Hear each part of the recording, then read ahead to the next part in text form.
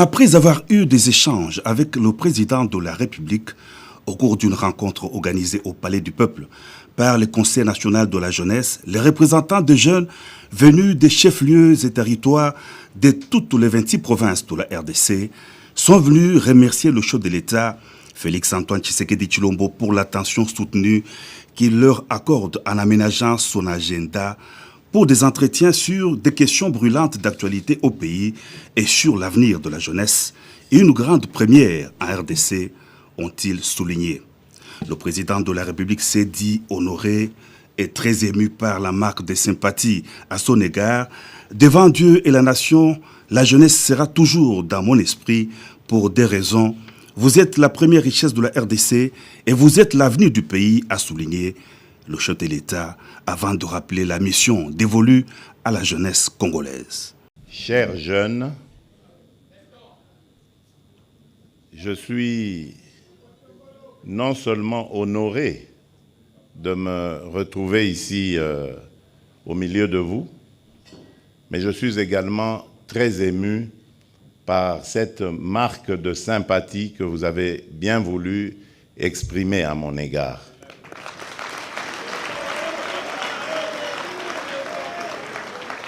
Vraiment et de tout cœur, je vous dis merci.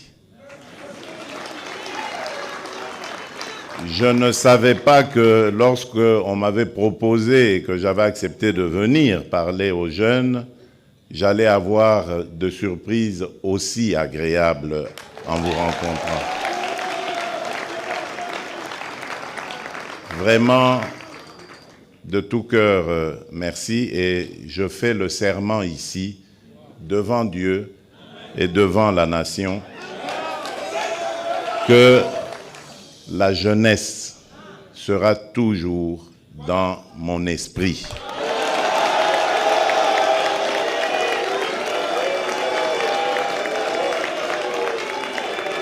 Je le dis et redis, devant Dieu et la nation, la jeunesse sera toujours dans mon esprit.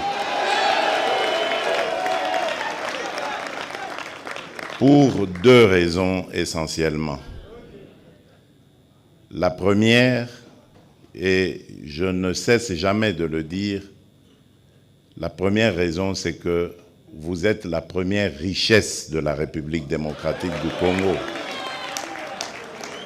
Avant toutes les autres richesses naturelles que nous avons, comme le diamant, l'or, le coltan, le cobalt, le cuivre, le zinc, tout ce qu'on veut, le pétrole, le gaz, il y a d'abord cette ressource humaine qu'est la jeunesse de la République démocratique du Congo. Et partout où je vais, je le dis toujours, que notre richesse, c'est celle-là d'abord, elle est humaine. Et c'est pour ça que nous avons le devoir d'entretenir cette richesse, de préparer cette richesse aux défis à venir. Et cette richesse, c'est vous, chers jeunes. Voilà pourquoi j'ai dit, vous ne quitterez jamais mon esprit.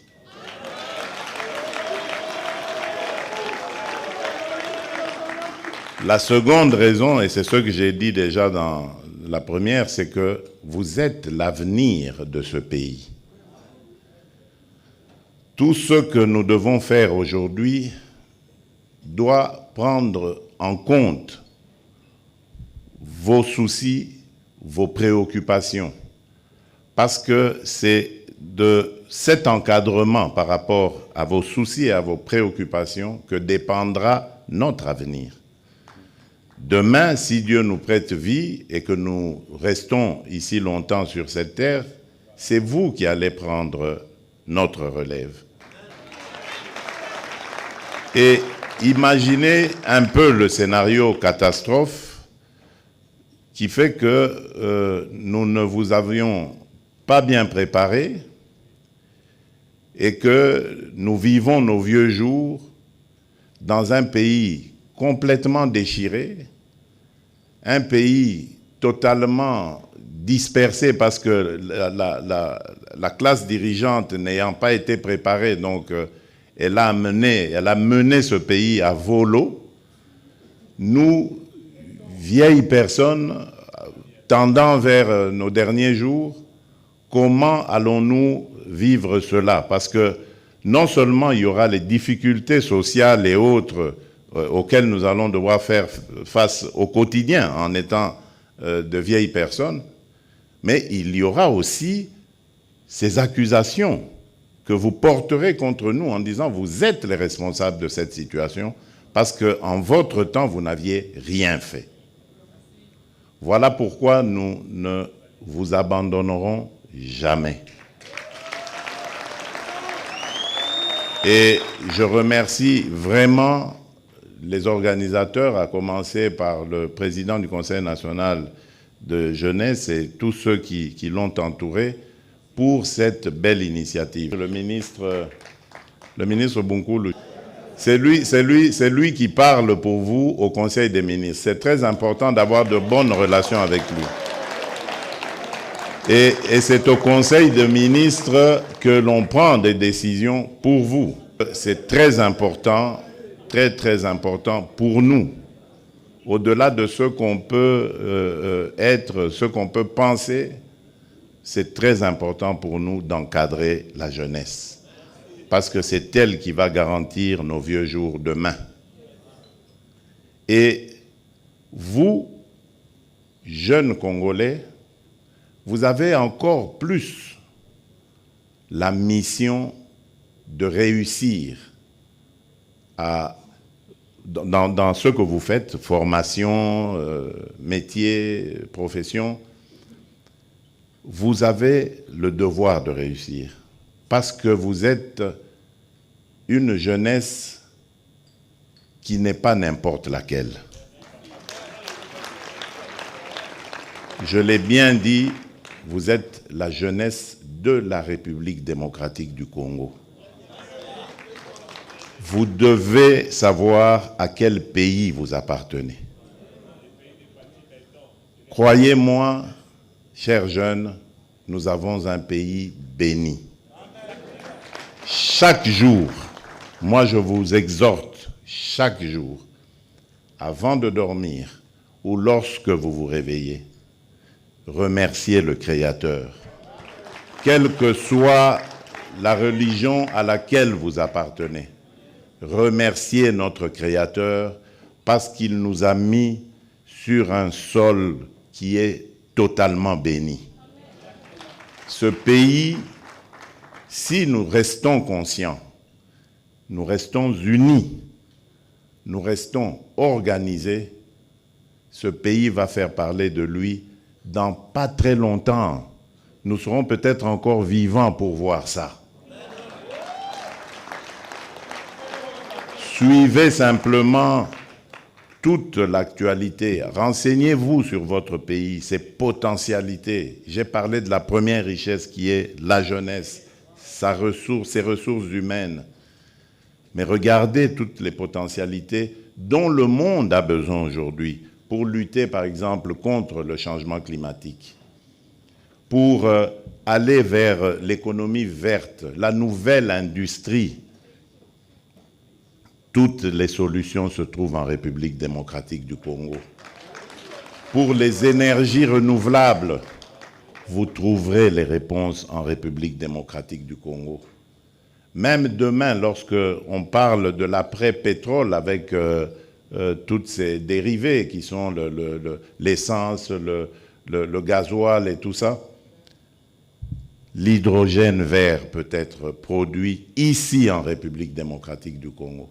Donc nous avons les réponses à toutes les questions que se pose le monde aujourd'hui. Et quand nous quittons le sous-sol, nous arrivons au sol, l'agriculture, nous avons près de 80 millions d'hectares de terres arables. Nous pouvons nourrir plus de 2 milliards de personnes, donc c'est-à-dire l'Afrique entière et au-delà, grâce à notre sol. Et au Congo, il pleut toute l'année, car nous sommes à cheval sur l'équateur. Quand il ne pleut pas au nord, il pleut au sud et vice-versa. Là où partout ailleurs, on commence à connaître des problèmes de sécheresse, surtout chez nous en Afrique. Eh bien, nous avons ces réponses. Nous avons, comme je vous l'ai dit, un pays qui est béni. C'est pour ça d'ailleurs, chers jeunes, que vous voyez tous les problèmes qu'on nous cause. Nous sommes un pays, je vous ai dit, à vocation. Dieu nous a dotés de tout ça, pas pour que Tovimba Nabisomoko, mais pour partager. Et nous sommes prêts à le faire. Mais dans l'ordre. Et en tenant compte de la charité bien ordonnée qui doit d'abord commencer par les propres enfants du Congo. Et voilà pourquoi moi je voudrais attirer votre attention. Parce qu'on va chercher à nous diviser. Vous savez, il y a cet adage qui dit « diviser pour mieux régner ». Et il y a cette parole de la Bible qui dit « un royaume divisé contre lui-même ne peut rien faire. Il est voué à l'échec, à la mort. » Voilà pourquoi, le mercredi dernier, j'ai beaucoup insisté sur nos divergences à propos de nos appartenances ethniques, tribales et autres. Qu'on ne vous trompe pas. Vous avez une seule et même tribu, elle s'appelle la République démocratique du Congo. Le reste, ce sont vos familles. Vous pouvez vous attacher à des familles, nous le faisons chaque jour ici. Mais ça n'empêche que nous ayons des attachements encore plus forts en dehors des familles, n'est-ce pas? Lorsqu'on choisit un ami, ou lorsqu'on choisit une épouse pour nous les hommes, un époux pour les femmes, c'est au-delà des familles. Mais est-ce qu'on ne s'attache pas plus à son épouse qu'à sa famille? Lorsque quelqu'un tombe malade et qu'il est en train d'aller vers la mort, on voit toujours son épouse à ses côtés. Alors qu'il a peut-être des frères, il a des sœurs. Ce n'est pas qu'ils l'ont abandonné, mais non. La priorité est laissée à l'épouse. Mais l'épouse, au moment où il est né, elle n'était pas dans sa famille. Donc voilà ce que vous devez comprendre du Congo. Nous venons de nos familles,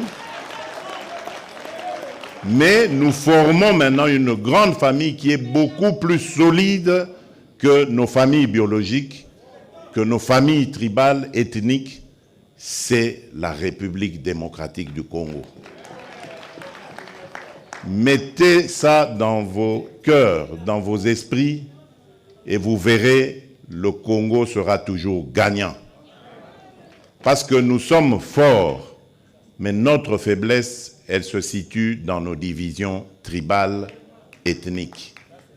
Et lorsque les ennemis comprennent ça, ils viennent avec ces manipulations et ils réussissent à nous affaiblir parce que nous sommes divisés et incapables de faire front face à l'adversité. Je ne vous demande pas de haïr, ne faites pas ça. Ne haïssez pas les étrangers. Et d'ailleurs, à propos du Rwanda, ça ne sert à rien de regarder le Rwandais comme un ennemi. Non. C'est le régime rwandais avec Paul Kagame à sa tête qui est l'ennemi de la République démocratique du Congo. Les Rwandais et les Rwandaises sont nos frères et sœurs. Et d'ailleurs, ils ont besoin de notre aide parce qu'ils sont muselés. Ils ont besoin de notre aide pour se libérer. Ça n'a rien à voir avec ce que leurs dirigeants sont en train de leur imposer.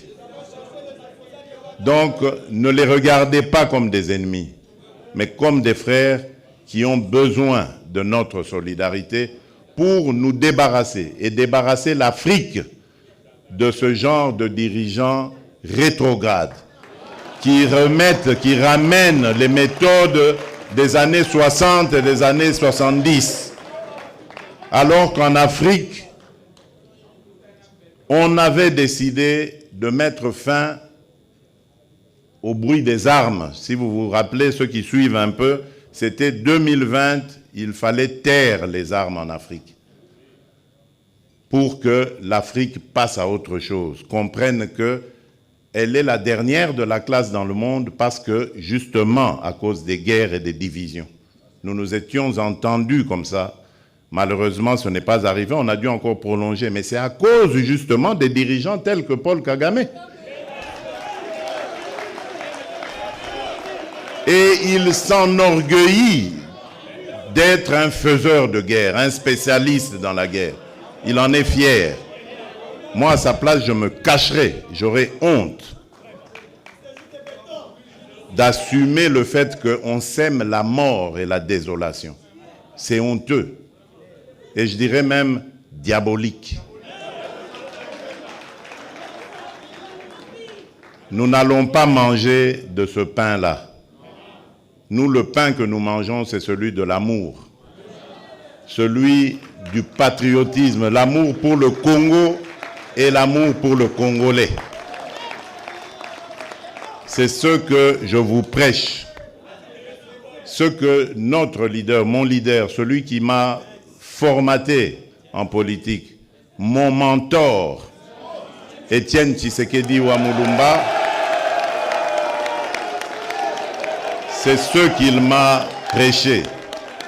L'amour du Congo et du Congolais. Essayez cette formule, chers jeunes, et vous verrez, le Congo sera toujours number one. Je vous remercie. Que Dieu vous bénisse. Face à l'agression de la RDC dans sa partie est du territoire national, le chef de l'État en a appelé à la vigilance et la mobilisation de la jeunesse congolaise pour barrer la route au plan de balkanisation du pays par les envieux de ses richesses.